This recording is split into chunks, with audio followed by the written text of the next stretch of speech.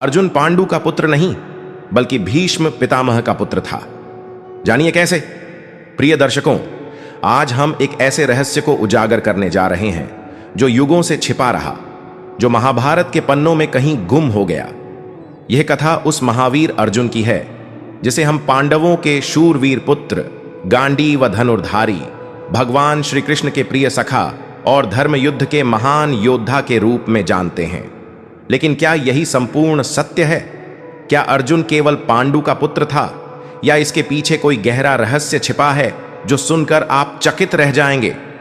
एक ऐसा सच जिसे केवल कुछ ऋषियों, देवताओं और गिने चुने लोगों ने जाना, पर जनसामान्य से छुपाया गया। सोचिए, यदि यह बात सामने आती कि अर्जुन का जन्म किसी और के रक्त से हुआ था, तो क्या महाभारत का इतिहास वही रहता? क्या कौरवों के तर्कों को और बल मिलता? क्या युद्ध का आधार ही बदल नहीं जाता? और अब सबसे बड़ा प्रश्न, भीष्म पितामह, जिनकी प्रतिज्ञा, संयम और तपस्या स्वयं धर्म का प्रतीक थी, क्या वे अर्जुन के पिता हो सकते थे? यदि हां, तो क्या अर्जुन केवल पांडवों का पुत्र था या वह भीष्म के रक्त की वह ज्योति था जिसे कोई बुझा नहीं सकता था? क्या अर्जुन ने स्वयं को केवल पांडु का पुत्र माना या उसने जीवन भर किसी ऐसे पिता की छाया में सांस ली जिसका नाम लेने की उसे अनुमति नहीं थी? क्यों द्रौपदी के हृदय में अर्जुन के लिए विशेष स्थान था? क्यों श्री कृष्ण ने केवल अर्जुन को ही गीता का उपदेश दिया? और क्यों भीष्म ने अपने अंतिम क्षणों में अर्जुन को ही चुना जिसे उन्होंने जीवन भर दूरी पर रखा? आज हम उस रहस्य को खोलेंगे जो युगों तक दबा रहा। साथ ही हम अर्जुन की उन 3 सीखों को भी जानेंगे जो उन्होंने कलयुग के लिए दी। ऐसी सीखें जिन्हें अपनाकर कोई भी व्यक्ति जीवन में कभी निराश नहीं होगा। तो आइए इस कथा की शुरुआत करते हैं। लेकिन उससे पहले एक विनम्र निवेदन। रामायण में कहा गया है कि जो व्यक्ति किसी कथा, ज्ञान या धर्म की बात को अधूरा छोड़ देता है, वह अनजाने में अपूर्णता का भागी बनता है। अधूरी कथा एक अधूरे यज्ञ की तरह होती है जो पुण्य के बजाय पाप का कारण बन सकती है। इसलिए प्रिय दर्शकों, इस कथा को अंत तक सुनें और कमेंट में जय श्री राम अवश्य लिखें।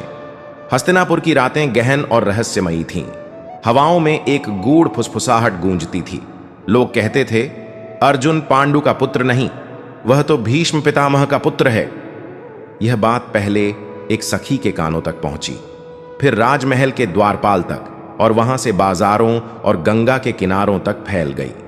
जैसे रात के अंधेरे में एक छोटा दिया जलता है और लोग उसकी रोशनी को सत्य मान लेते हैं, वैसे ही यह अफवाह लोगों के मन में जंगल की आग की तरह फैल गई। कोई कहता, देखो, अर्जुन की आंखों में वही तेज है जो भीष्म की नजरों में झलकता है। कोई कहता, उसके कदमों का अनुशासन, उसकी वाणी का संयम, उसके तीरों की सटीकता, यह सब भीष्म जैसा ही है, निश्चित ही रक्त का संबंध होगा। लेकिन सत्य क्या था? इसके लिए हमें उस काल में लौटना होगा जब धरती पर धर्म डगमगा रहा था और देवताओं ने मनुष्यों के बीच अपने अंशों को जन्म देने का संकल्प लिया था। पांडु वनवास में थे, अपने मन की शांति की तलाश में।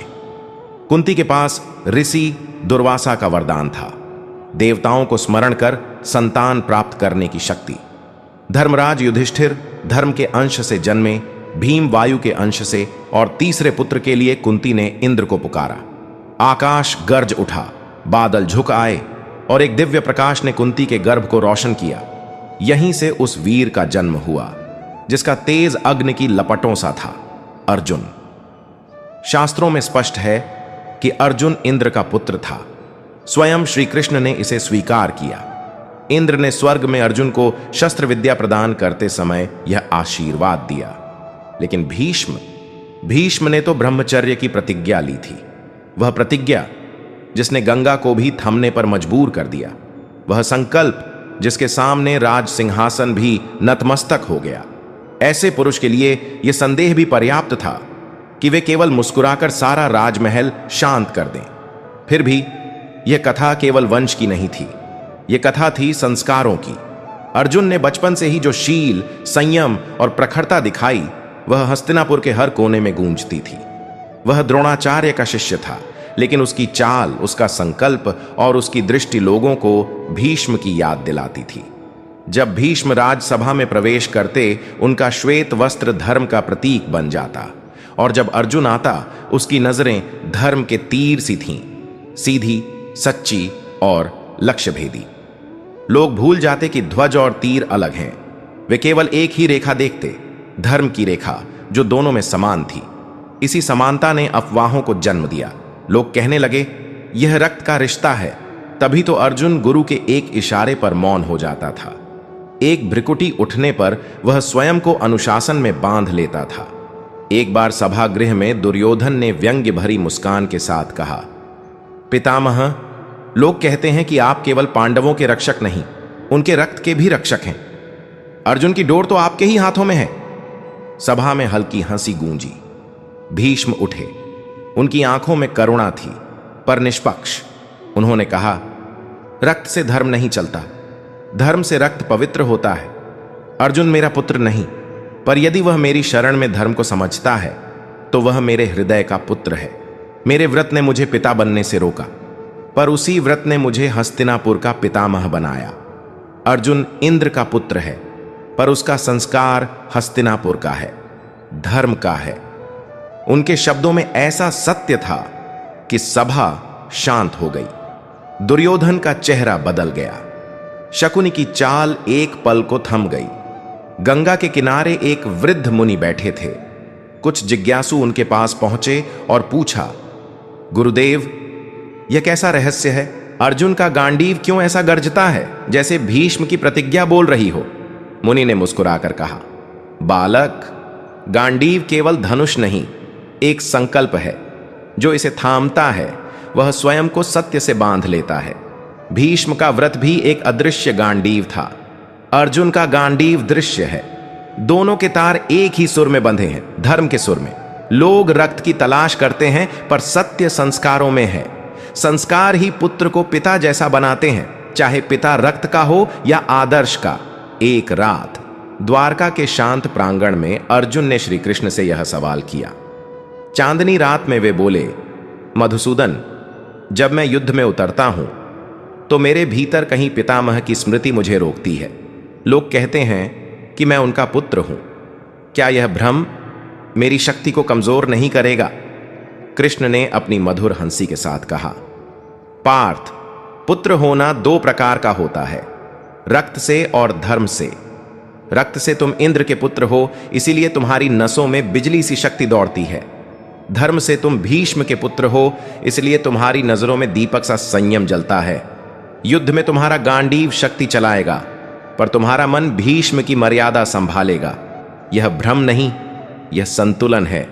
जो इसे समझ ले वही धर्म का तराजू सीधा रख सकता है। कुरुक्षेत्र के युद्ध में जब शंखनाद हुआ, अर्जुन ने भीष्म के चरणों की ओर कृतज्ञता से देखा। भीष्म ने दूर से आशीर्वाद दिया, अभय नहीं, क्योंकि युद्ध में अभय देना अधर्म है। उन्होंने आशीर्वाद दिया कि धर्म विजयी हो, तीर चले, वचन निभे। जब भीष्म बाणशैया पर लेटे, अर्जुन उनके पास आया। उसकी आंखें नम थीं। वह बोला, पितामह, जगत कुछ भी कहे, मेरा मन कहता है कि मैं आपका हूं, आपके व्रत का, आपके आदर्श का, आपके धर्म का। भीष्म ने कहा, व्रत ही वंश है और वंश ही व्रत है।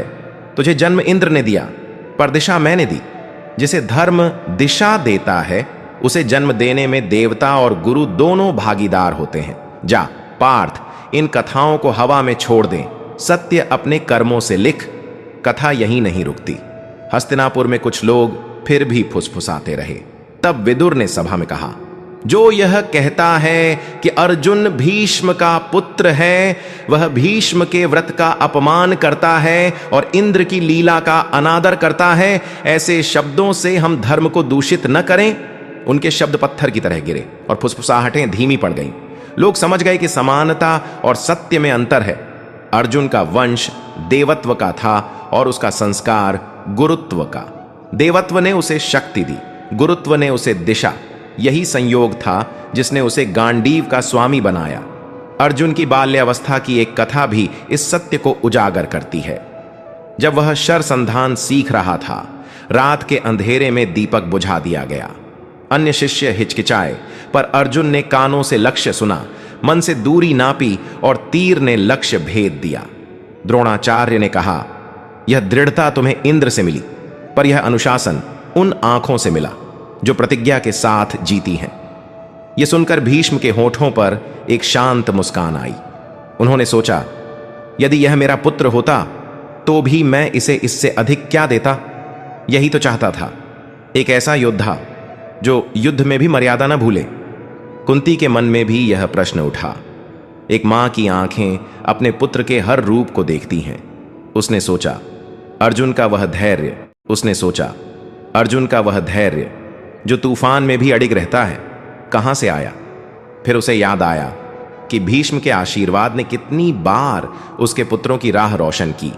वह मन ही मन बोली, देवताओं ने शक्ति दी पर पितामह ने संवारा, इंद्र ने शौर्य दिया, पितामह ने मर्यादा दी। यही संगम मेरे अर्जुन को अर्जुन बनाता है। और कुंती की आंखों में वह शांति उतरी जो सत्य को स्वीकारने से आती है। वर्षों बाद जब युद्ध का धूल धुआं बैठ गया और कुरुक्षेत्र फिर हरा होने लगा, एक बालक ने धृतराष्ट्र की सभा में पूछा, गुरुजन, लोग कहते थे कि अर्जुन भीष्म का पुत्र था, क्या यह सच है।